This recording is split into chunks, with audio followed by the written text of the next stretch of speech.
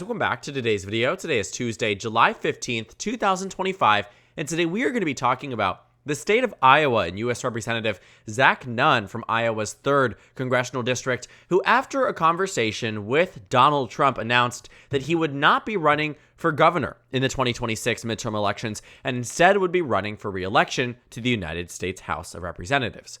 Now, this news comes after there was a lot of discussion and consideration around Zack Nunn potentially running in the Republican primary for governor in 2026. There was this heavy consideration that he would run, largely because he was in a congressional district that he would have to consistently fight for election after election. And so instead of run for his representative seat, he instead wanted to run for for the governorship in this state. Now, Donald Trump is a close ally of Zack Nunn. Zack Nunn was going to be expecting the endorsement from Donald Trump in the 2026 race, which would have nearly guaranteed the Republican nomination for Zack Nunn in this race. But Donald Trump had worries. Coming off the last presidential election where he won the state of Iowa by about 13 to 14 points, Iowa's 3rd district only went to Zack Nunn by a margin of about 4 percentage points. And historically speaking, Iowa's 3rd district had been swung back and forth. In 2008, voted for Obama by about 8 points. In 2012, voted for Obama by about 6 points. In 2016, voted for Trump. And in 2020, narrowly voted for Trump. And then in the 2024 election, went to Donald Trump by a margin of roughly 4 percentage points. And so this state itself might be overwhelmingly Republican, but the 3rd district is arguably one of the more Democratic-leaning districts. It puts Democrats within a reasonable chance of victory in this district.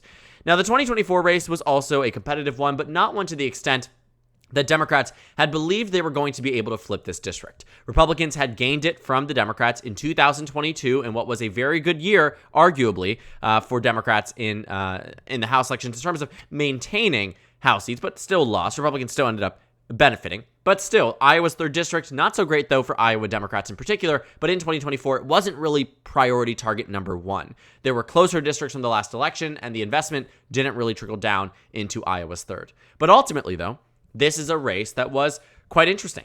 It was one that sort of raised the warning sign flag for Democrats and Republicans in 2026 that maybe this district could go to the Democrats in the next election. And in a way, Zack Nunn saw that too. He saw the list of candidates running on the Republican side. You have 2 state representatives and Randy Feenstra, who is the U.S. representative from Iowa's 4th district. Now, he came into office in the 2020 election, but doesn't seem to want to go back to Washington, D.C. Seems like he wants to become governor of the state, so chances are he's going to win this nomination. Now, it would likely have gone to Zack Nunn, likely with the endorsement of Donald Trump in this state, but ultimately speaking, what we were going to see was that the Iowa governor's race was going to be a battle between 2 representatives in 2 districts that neighbor each other. The only difference is that Randy Feenstra comes from a safe Republican district. In the last election, he won with 67% of the vote. And so Republicans wouldn't have had to worry about that district, in contrast to Zack Nunn, who would be running for re-election as an incumbent, which would actually be a benefit for the GOP in the 2026 elections. And Donald Trump, fearful as ever that the midterms might not go his way, called Zack Nunn up and said, "You need to run for re-election." And so despite Nunn himself wanting to run for governor, Donald Trump made that decision for him. He ultimately said, because of how tight the House majority is, we need everybody we can get and absolutely no retirements in the 2024 cycle. And it's a big contrast with what we saw in 2018, a record number of retirements amongst the Republican Party. We saw a massive amount of incumbents that decided that they just simply weren't going to run. 55 incumbents, about 40 Republicans said, "I'm out of here." 40 Republicans, 37 decided to seek other office or not run for re-election, including incumbent Speaker of the House, Paul Ryan, who decided that he was going to be taking a step back from electoral politics. And so it really is interesting. I mean, when you take a look at the amount of retirements, when it came down to Democrats, a lot of them were running for other office. But on the Republican side, a lot of these Republicans were fearful that they might lose in 2018. And they did lose a lot of these races that incumbents retired in. And even if they were running for other office, it didn't really matter. The Democrats were able to win back a number of these seats. They were able to take congressional districts that historically had gone overwhelmingly for the GOP in previous elections and won them for their political party. A lot more safe red on this map than this one. And that made all the difference. Democrats came within competitive territory in a lot of districts where incumbents just simply weren't running for re-election, again, out of fear that they might lose in the next race, out of fear that they would lose in 2018. Well, Zack Nunn, who probably thought he was going to lose either, decided to shift focus from running for governor to now running for re-election. And so Donald Trump again, and Republicans too, who have been looking at the big beautiful bill and a lot of the decisions that the Republican Congress have been making and decided, we probably won't do so well in the 2026 midterm elections. We actually are at a historically low amount of retirements in 2026, and a lot of it is because Donald Trump is keeping a lot of these candidates in the race. Only about 9 Republicans have announced their retirement, in contrast with 37 in the 2018 midterm elections. And again, a lot of that are Republicans who are deciding to run for other office, whether governor, whether Senate. They are deciding that they're not just going to retire. The only one who's done that is Don Bacon. But also, too, you pivot. It's a lot easier to win statewide in a state that Donald Trump won by 14 points. It's a lot harder to win in a district that you and Donald Trump only won by 4. And while Zack Nunn received about 1% more support than Donald Trump in the last election, chances are Iowa will swing more towards the Democratic Party as well as the nation. That might make it very difficult for Republicans to actually do well here. And so what you would find is that if we can go ahead and just deduct 5 points from the GOP, you bring it down to a map where Democrats are in competitive territory. You keep deducting. I don't know if it's going to work this way because of the overall shift. We just have to do it nationally. But you'll see that very quickly Iowa starts to turn. We take here, we go edit by margin. We give Democrats just a 5-point shift, and look at that. Now half the Iowa delegation is Democratic in a state that Donald Trump again won in 2024 by 14 percentage points. So Iowa's third and Iowa's second. Both of them would flip in favor of the Democratic Party. But Democrats in 2018 actually did better than that. They won in the first district, they won in the third district, and they won in the second district. And you can see that historically speaking, that actually didn't make a lot of sense. In 2016, Democrats only had Iowa's second. Republicans held on to the first, they held on to the third, but then by the next election, they all swung. Now, the redraw has made it very difficult for Democrats to win in the second district. In 2024, went overwhelmingly to the incumbent there by 15.6%.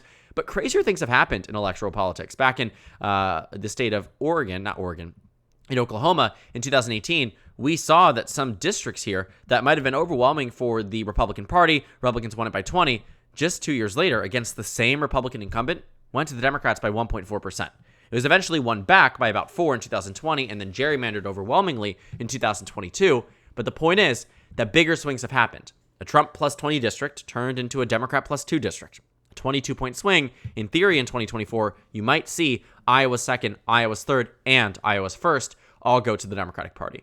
And so that's why Donald Trump really is so adamant that all of these incumbents must run for re-election. It's this fear, this omnipresent fear in the White House, in the Oval Office, that Donald Trump's governing majority might be X'd a little bit too early for what Donald Trump would have liked.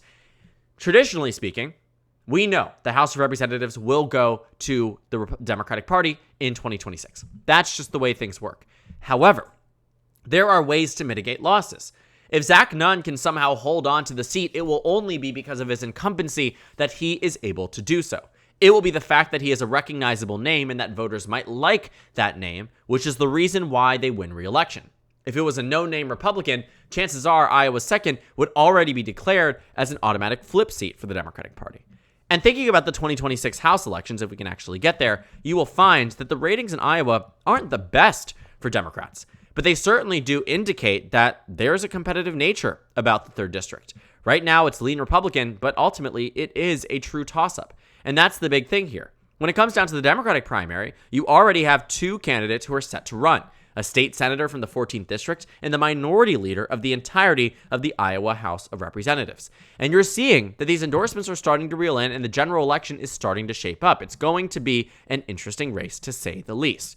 And it won't just be the only one in Iowa. The first district will be competitive. This second district, which is supposed to be, more locked in for the Democratic Party, does show that it's likely Republican and solid Republican, but that's not safe, right? Solid might be, but inside elections and Larry Sabato's crystal ball very clearly sees something in this district that might feel reminiscent of Oklahoma's 5th in 2026. But it speaks again to this broader point about how Donald Trump feels about the midterms, about how Republicans feel about the midterms. And it actually reminds me a lot of when Elise Stefanik got her nomination for UN ambassador pulled after the Republican Party feared they might lose her congressional district. And to be quite honest with you, they probably would not have lost the 21st district. Elise Stefanik won it by 21 percentage points. But their fear was that in terms of recent elections, Donald Trump only won this district by about 21. So if Elise Stefanik is winning by 24, all it would take is that Republicans underperformed Donald Trump by about 22 points. Exactly what you saw happen in Oklahoma's 5th in 2018. And it wasn't impossible. This contains Cornell University. It contains huge pockets of, traditional Democratic areas and a lot of rural Republican areas. But the point is that Elise Stefanik's performance in the 21st district likely would have been contained to herself. And looking at what had happened right up to this election, right around this time, I'm not sure if they mentioned it, but in the state of Pennsylvania, we saw that the Republican Party lost control of a state Senate district in that state. The same state Senate district that voted overwhelmingly in favor of Donald Trump in the last election. Republicans lost control of a Trump plus 20 district. We can actually find it here if we look at 2025 elections, and then take a look at local elections, and then it'll show us. Maybe it won't, though, because sometimes it's a bit difficult to see. Mayoral elections, incumbents defeated, other municipal elections. Shout out Prince George's County. Right there, we'll find it. The point is, though, that in the state of Pennsylvania, when you take a look at what made a difference for Democrats there, was that it was opposition to Trump that really drove up the turnout in a district Trump won by the identical margin to that of Elise Stefanik's district. And so they were worried. They were worried the House majority would be one vote less if Democrats actually win it. Think about these circumstances, that a Republican president is fearful a Trump plus 21 district and a Stefanik plus 24 district might flip to the Democratic Party. So now you will start to see exactly why Zack Nunn was contained in this race. Exactly why Donald Trump said, you're not running for governor. You're running for House against your own will. And I'm sure there was a bit of threaten to that message, right? I'm going to endorse your opponent. I'm going to ensure you don't win, so it's a lost battle anyway. We need you in the House, but also a positive relationship between Zack Nunn and Donald Trump that I'm sure probably went as simple as conversation where Donald Trump just said, we really need you in the House. I know you want to run for governor, but please run for House because we need to maintain this seat. But the gag is that Democrats probably still will win this seat. Zack Nunn's political ambitions will probably end in 2026, and that'll be it. Because of the nature of where our country is headed towards, Democrats are more likely than not going to win the House majority come the next cycle. Shift the entire nation by a point, Democrats are one seat away from the majority, and then another point would be Democrats in the majority. And this would only be if Democrats win the national popular vote by about 0.2%, assuming that they marginally get by. And the majority is still larger than what the GOP currently has. That's the fear for Donald Trump. Let's say you bring it all the way to where it was in 2018. You end up at about 237 to 240 seats. More seats than Democrats even got in the 2018 midterm elections, just to put it into perspective. So to think about it from that perspective and to think about what we might see, it's very reasonable that Donald Trump would be fearful about Zack Nunn, but I don't think he holds on.